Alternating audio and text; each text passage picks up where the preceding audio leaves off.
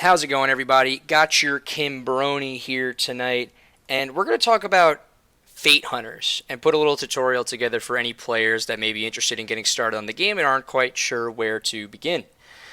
So, Fate Hunters is a deck builder game by Tower Games. There are currently 5 classes available: the Inquisitor, the Arcanist, the Raider, the Berserker, and the Spy. So each class has a unique passive that you can see in the second row of text here, the Arcanist being choose one, and the passive sort of dictates much of the gameplay that you'll have when playing decks built underneath the class. So for instance, the Arcanist with the choose one card, you'll play a card with the choose one affix on it, and you'll be able to, say, deal damage or draw cards, for instance. And like I said, many cards within the skill tree of the Arcanist will have this little written text on it. So when you click on the start button, it'll bring you to a collections page where essentially you'll be building a loadout. So there's the skills section where you'll have designated abilities that will always be in the Arcanist deck no matter how many runs you take. You'll always have a Thunder Hammer, 2 punches, and 2 fireballs. Now again, it's interesting on the supply side because you can dictate what you want in your supply section by purchasing certain things out of the collection. For instance, I could buy this freeze potion with gold, or you can choose from the free options that are provided for new players. So we're going to fire it up and jump into a normal run here just to get our feet wet in Fate Hunters. So as you can see, it's a deck builder game. You have your draw pile in the bottom right. You have your full deck in the top right hand corner where you can see everything that's existing in your deck. And then obviously you have your hand with the minions in front of you. So this is a very reactionary game where no matter what happens, the minions that are allowed to attack you will attack your character on their turn. So for instance, this small ooze, which is 1 attack, 2 health, will attack me if I don't kill it or stun it, or provide myself with some sort of protection over my health pool. Just to fire it up real quick, we'll jump into this fight. I am going to start off with this Enlightenment Potion, and this will be a great segue into XP. So when you gain XP, your character levels up. So unlike the traditional game, when you level up, you gain stats or you gain healing, you actually get a card specific to the class that you're playing. So with Arcanist, we get to choose from these 3, which are in a large pool of cards, one being Earthquake, Ancient Knowledge, or Molten Lance. I'm going to take Ancient Knowledge here because it's a great demonstration of the choose one effect, where Ancient Knowledge, when played, you have the option to choose 1, which is draw 3 cards. You cannot draw any additional cards this turn, or you can add a random Arcanist skill into your hand. Obviously, like in any deck builder game, draw is very beneficial and can cycle your way into finding either lethal or ways to keep your character alive going forward. So we can clear this room real quick and then we can move along.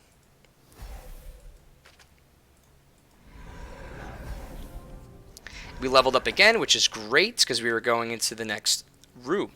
Another quick thing is there are 3 different types of cards in this game.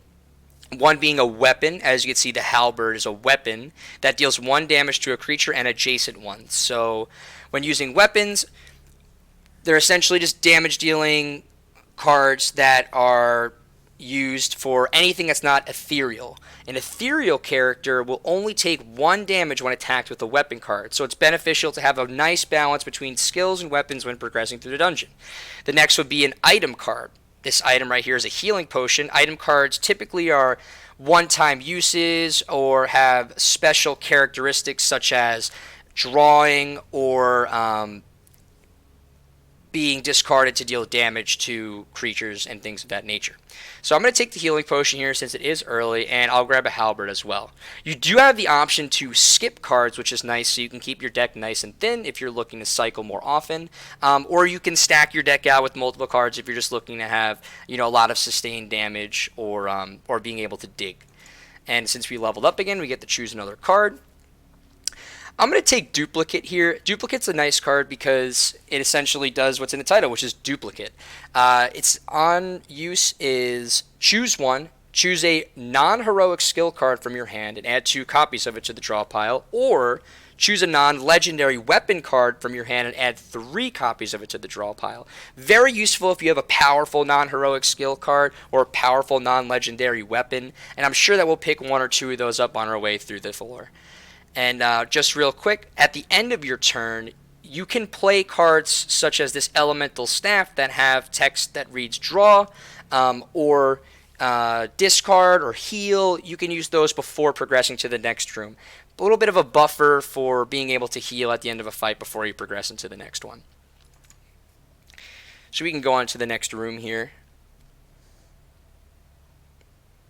As you can see here, we do have one of these potions, which is a 1-use deal 4 damage, which is great for this room because we can clear this orc off without much problem.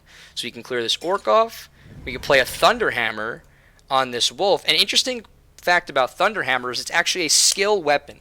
So there's certain cards that will hybridize themselves as both skills and weapons. Problem with these cards is that if you are attacking a ethereal monster, they will only deal 1 damage. But typically, skill weapon cards have additional text on them aside from their damage, such as shuffle this card into the draw pile instead of discarding. So the benefits of using Thunderhammer are you don't have to wait for your deck to cycle out in order for you to get the card back into your draw pile. So we can attack this direwolf here. It'll go back into our draw pile, as you can see right there. And then we are going to kill this small ooze, and we're going to use a fireball here. So the Arcanist has many cards that are this deal, for instance, 1 to 5 damage to a creature. So you're playing a little bit of an RNG game, but fireball is very, very powerful if you do get certain fates, which is something that we will touch upon later on in the run.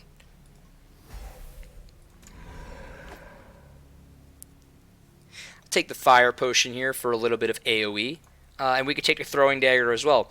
Interesting fact about the throwing dagger is text reads, deal 1 damage to a creature, draw a card, then discard. There are certain cards that when discarded will perform an action to the current state of the board.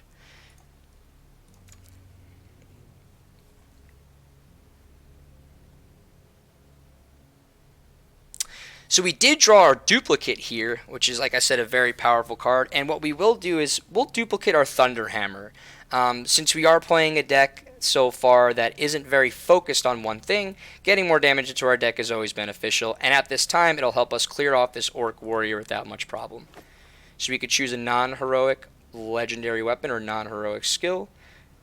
And we can go ahead here, duplicate our Thunderhammer.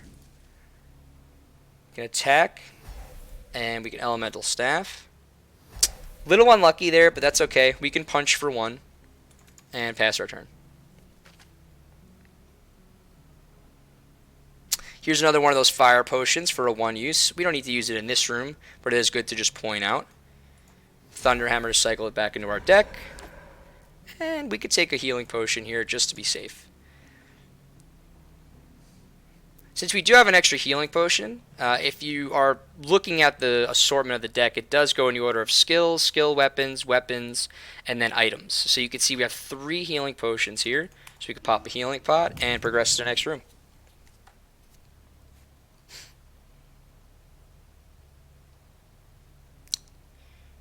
So just to be known, since the Ancient Knowledge card reads draw 3, you cannot draw additional cards this turn, you want to be careful at when you use this during your turn. If you have another card such as Throwing Dagger in your hand, you're going to want to use this prior to using Ancient Knowledge. So if we start with Throwing Dagger, we're going to be able to draw 1, and then we have to discard 1. So we can discard a Thunderhammer, and then we can go ahead and draw 3 afterwards. This gives us a nice clear little halberd cleave right there. Tap that, tap the other orc,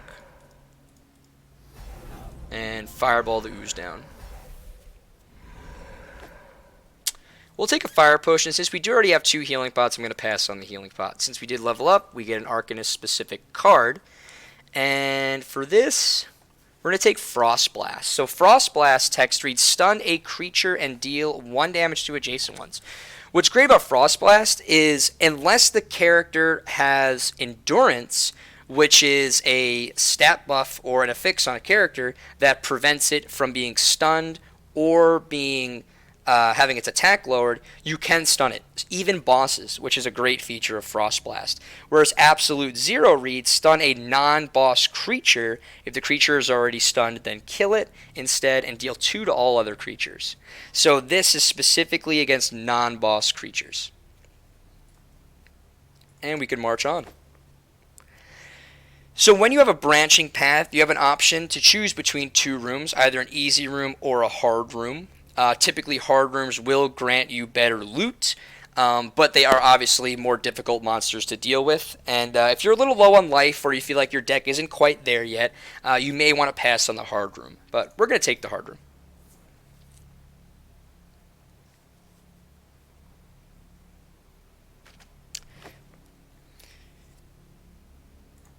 So as you can see, this Goblin Assassin did get to attack prior to my turn. That is the affix Fast. Fast reads, attacks before the player.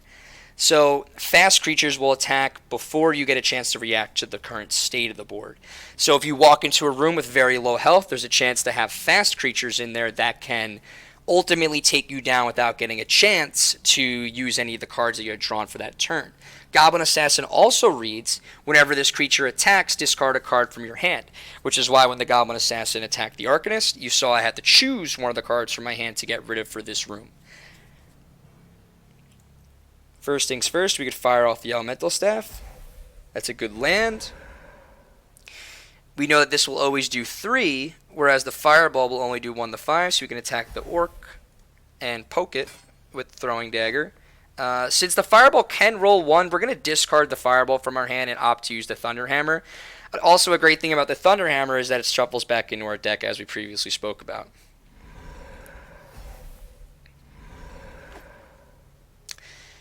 Here's one of those discard cards that I was talking about, Traveler's Amulet. It reads Enchanted. When discarding this card on your turn, apply its effect. Does not work if you discard a card at the end of a turn.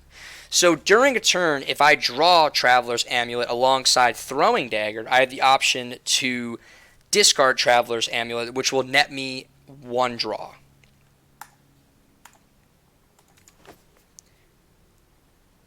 We can take the hard room again. We're pretty healthy, and we do have 2 healing potions still.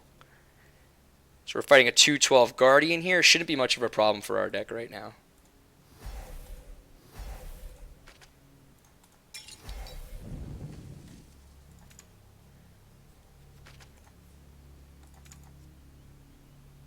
Great, so we did draw our healing potion, which is nice. We could top off before we go into the next room and tap the Guardian. So another unique item are treasures. Treasures typically do not have any text other than the value that they provide. For instance, this diamond is a treasure worth 25. Treasures are the gold that we spoke about earlier on in the run. And what gold will do is allow you to purchase new characters or items for a new loadout. Unfortunately, treasures do not allow you to play them, but discarding them can be useful, and some of them do have text on them, which allows you to play them for draw or play them for a little bit of damage.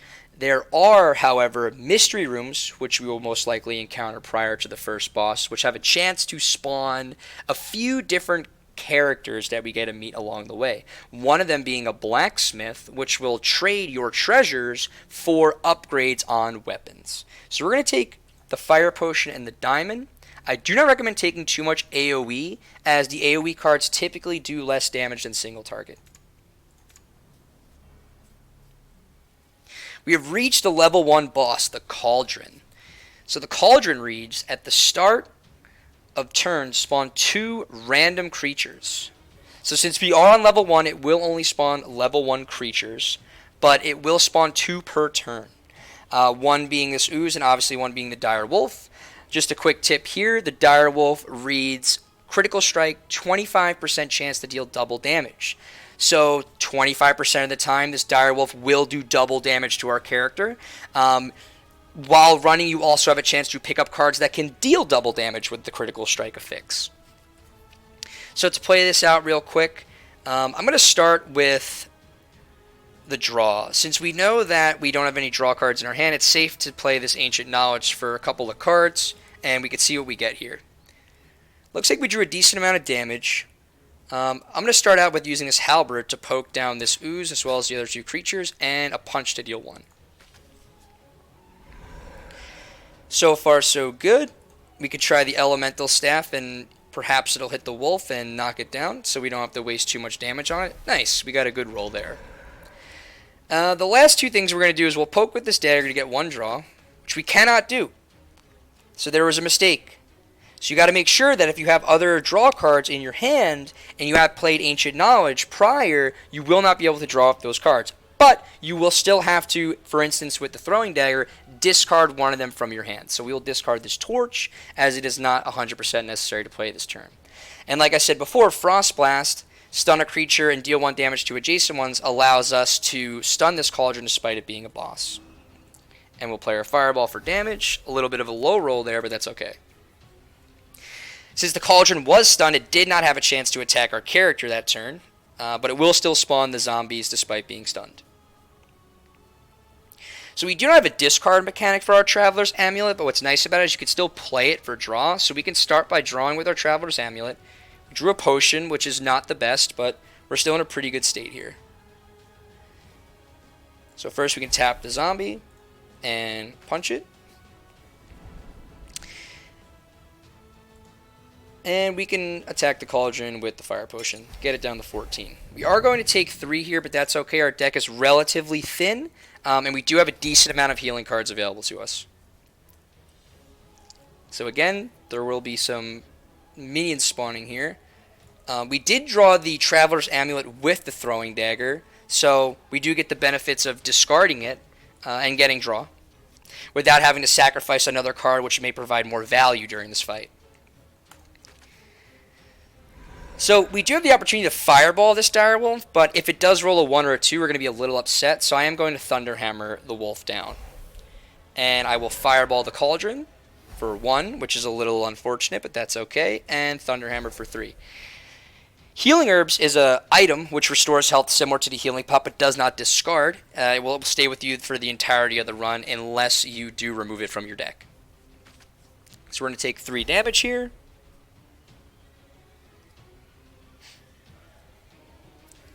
Okay, so we do have 2 Thunderhammers here, which is pretty beneficial. We can Thunderhammer down the direwolf first, and then we just poke with this halberd and Thunderhammer down another zombie, and then use the elemental staff for some additional damage. That's great. We did end up killing the zombie. We can draw now, and we can look to draw into some more damage. Since we did cycle the Thunderhammers back into our deck, the odds of us getting them back are much higher. 2 Thunderhammers to the dome. Hit this guy with a punch. He's down to 2 HP. We're close to finishing up this fight. Just got to make sure that we don't take too much damage. Nice. It looks like we got a victory here. So, we stun that guy, deal 1 to the adjacent minions. We can heal ourselves, and then we can poke down the cauldron, as well as poke down the goblin. Now, just a little pro tip here. If you do level up, I recommend picking your skill card or your Arcanist card before ending your turn. For instance, if we had less than 5 cards in the draw pile, this card that we do choose from our level up will get cycled into the draw pile, giving us a chance to get it in our next hand. We're going to take Brainstorm here. Brainstorm is a very, very powerful card. Look at the top 5 cards of the draw pile, take 1 and discard the others. Extremely powerful when you're fishing for specific cards or trying to get a specific answer for a certain minion. We will Thunderhammer here to wrap up the level 1 boss fight. Bosses do typically drop more loot, but for the sake of the tutorial, we are just going to skip the loot and move on to the next room. Now, after every boss fight, you will encounter a character called the Fortune Teller. The Fortune Teller gives you quite a few options to choose from, but you must keep in mind that you only have 5 fate points to choose on these options. The first one being Fate, costs 3 fate points. Choose a Tarot card, which is a passive ability. Tarot cards are a slew of different passives that you can get, from drawing extra cards to doing more damage to more unique ones such as remove all duplicates from your deck or prevent curses from entering your deck. The power option costs all 5 of your fate points, but does allow you to delve for a heroic skill. The delve mechanic reads, choose one card and add it to your hand. So similarly to how you finish a room or finish a boss fight, you do get an option for specific cards. The delve mechanic will allow you to search for this case, heroic skill cards. Quest. Similar to the power option, Quest allows us to delve for a legendary item card. Next would be Banish. Banish reads, exile a card from your deck. Now the exile text allows you to remove a card from play. So if we were to choose the exile option, we can remove a card from our deck at the cost of 2 fate points. This is very powerful when you encounter cards in your deck such as Toxin or Curse or Wound that are a little finicky to get rid of or detrimental to the performance of your deck. You can heal your character. You'll restore to full HP for just 1 fate point. You also have the option to spend 3 fate points to increase your max HP. And the final option is Stash. So Stash will exile all treasures from your deck, and you get gold for them as you have left the tower. So the treasures, such as this diamond that we picked up in our deck, will be exiled from our deck or removed, and you will get 25 gold coins added to your bank when you get back to the title screen, allowing you to purchase, like I said, characters or new cards and things of that nature. I always recommend taking a Fate because the passive abilities are typically very powerful. The first thing here is make sure you read through all of them until you're familiar with all the Fates. The first one reads the Fool. When receiving this tarot card, select any other 2 tarot cards. You cannot get tarot cards until the end of the run. The Lovers reads, when you play a potion card, draw a card. And the World reads, at the beginning of your turn, you always draw exactly 5 cards. Your fates will be stored on the left-hand side of your character here. You can see there are 5 slots, so you can have a maximum of 5 fates. We're going to pick the Fool because what's great about the Fool is it will give us a full display of all the tarot cards available to us, and we can read through each one so you can get a better idea of what you may want to pick when you fire up your first Fate Hunters run. Justice. When choosing skills or delving, you are given a choice of 5 cards instead of 3. Justice has a lot of benefits for, shaping what your deck will look like down the road, or, just giving you more options for cards to pick that may synergize with what you currently have. Now, the Magician reads, at the beginning of each turn, draw 1 additional card. When you receive this tarot card, exile 5 random cards from your deck. So, what's great about the Magician is you do get that extra draw, and draw in deck builder games is typically very beneficial and powerful for clearing rooms and finishing dungeons. But you do risk losing important cards when you exile these 5 random cards. The Sun reads, after a creature attacks you, deal 1 damage to it. Beneficial if you're running a deck with a lot of healing. The Chariot is, at the end of your turn, you get a shield. At the beginning of your turn, draw 1 less card. The Chariot's very beneficial. It actually brings up a text here that we didn't encounter, which is a shield. And a shield reads, the first time a shielded creature or hero takes damage, ignore it. So, for instance, if you ended a room, you're at 1 HP, and you have a shield, you will go into the next room, and if there's a fast minion there, it will attack you and not do any damage. The following reads the Hanged Man with the special text of Wound. It says add 2 wound cards to your deck. At the beginning of your turn, you draw 1 additional card, then discard a card. Wound cards are a little bit difficult to deal with if your deck doesn't have a way to exile cards, but it reads at the end of your turn, deal 1 damage to your hero. So as you can see, Hanged Man does have some synergy with a tarot card that we will encounter a little further down the road. Judgment, the effect of a card deals damage to your hero, then deal 2 damage to a random creature. So, if you play a card that deals 1 damage to the Arcanist, you will be able to deal 2 damage to a random creature in the room. The Tower reads, restore to full HP, your max HP is doubled. Reduce the healing restoration from all cards and passive skills to 1. Now, the Tower seems pretty enticing, but you do need to keep in mind that all of your healing from then until the end of the run will be designated to 1. So even though a heal pot's text may read heal for 5, it will only heal you for 1 if you do choose the Tower. The next tarot card is the Hierophant. I think the Hierophant is one of the best tarot cards that you can choose. The text reads, exile all curses, poison, and wound cards from your deck. Curse cards are not added to your deck anymore. What's great about this card is if you have a whole bunch of, dilution in your deck with cards that aren't beneficial, such as these poisons and wounds, they will be removed, and then to combat a lot of creatures on the later floors that will attempt to put curses in your deck, they will not be allowed to be added. The Hierophant's very beneficial with classes like the Arcanist. However, it may not synergize well if you're playing a Raider deck that focuses on draw with the Devil from curses. That's something we can get into in a later video. The Moon, pretty straightforward. Play the top card of your library revealed. Play with the top card of your library revealed, which essentially will allow you to see the top card of your deck. This is beneficial for cards that may say draw one or exile the top card from your deck.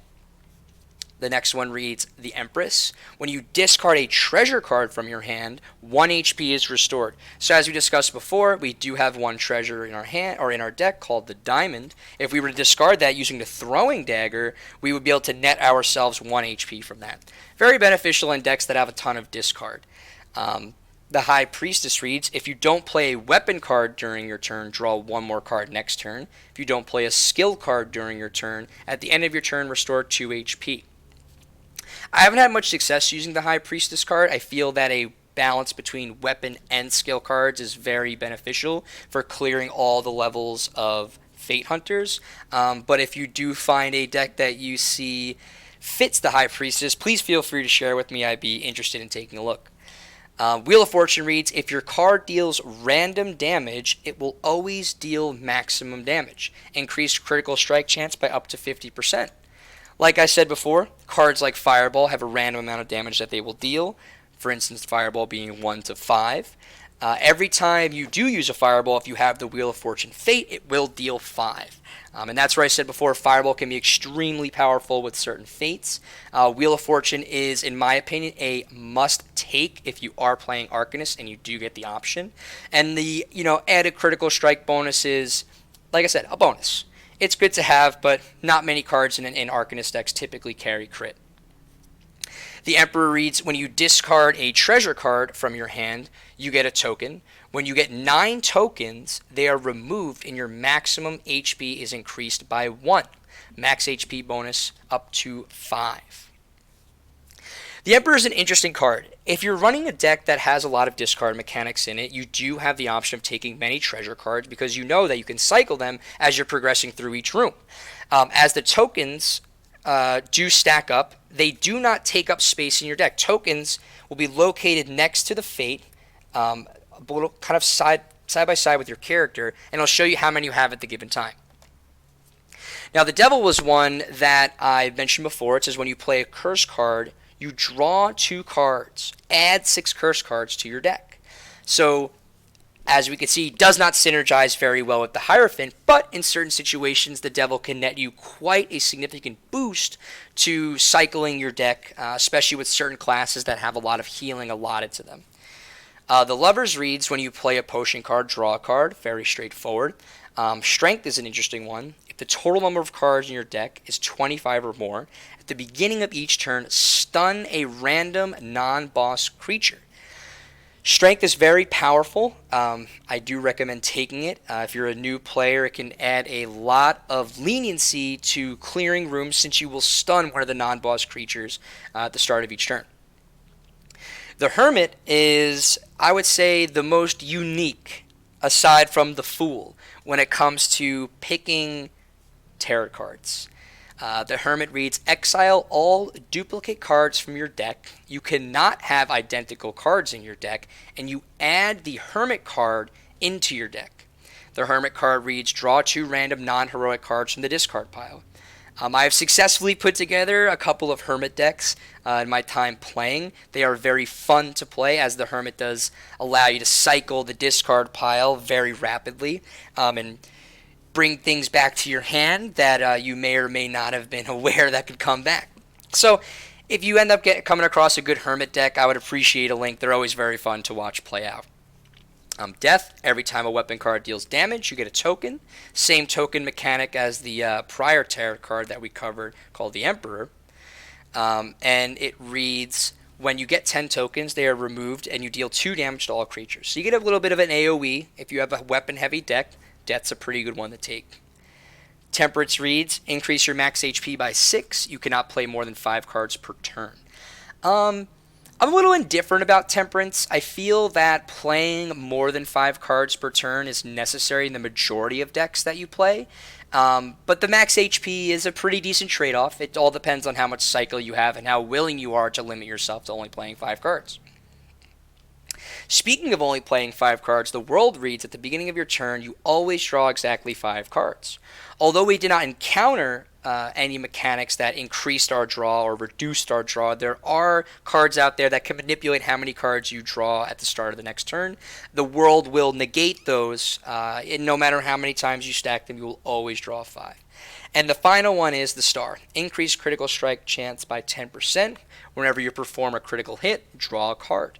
So, the star has good synergies with Wheel of Fortune because it increases your crit chance. And then obviously you're going to be drawing cards, giving you more cycle, the more cards to play. Just for kicks, we're going to pick a couple of tarot cards here. I'm going to take the Chariot, because the Chariot is very good with the Arcanist. And I'm going to take the Hierophant, since the Hierophant also has a very good synergy. You now have 2 remaining fate points, so we can choose to either banish or heal. We are at 8 health, so a heal could be a relatively decent option, but I'll show you the banish mechanic. So when you choose the banish mechanic, it's going to open up your entire deck. You could scroll through your deck and see, which cards may not be making as much of an impact as you would like on, the current game state. If you're starting out, if you have some negative cards or cards that are working against you, such as curses or wounds, I'd recommend taking those out first. But in the case of the Arcanist, you do have these punch skill cards which only deal 1 damage to a creature. I highly recommend getting rid of these, as 1 damage is not very good compared to, say, the 1 to 5 of Fireball. Whereas Throwing Dagger does 1, but it gives you an option to cycle a few cards in and out. So we'll select the punch card. It will evaporate from our deck, and we will now go down to 17. And that's pretty much a basic tutorial on how to get through Fate Hunters. So if you have any questions, comments, please leave them down into the comment section below. If you'd like to like the video, please give it a thumbs up. Subscription would be great for me. If you want to check me out, you can find me over at the streaming platform Twitch, /KimboSlice_OCT, same as the YouTube. And live Mondays to Fridays, 6 p.m. to 12 a.m. I'd appreciate to see you there, and I hope everybody has a good night. Thank you so much for watching.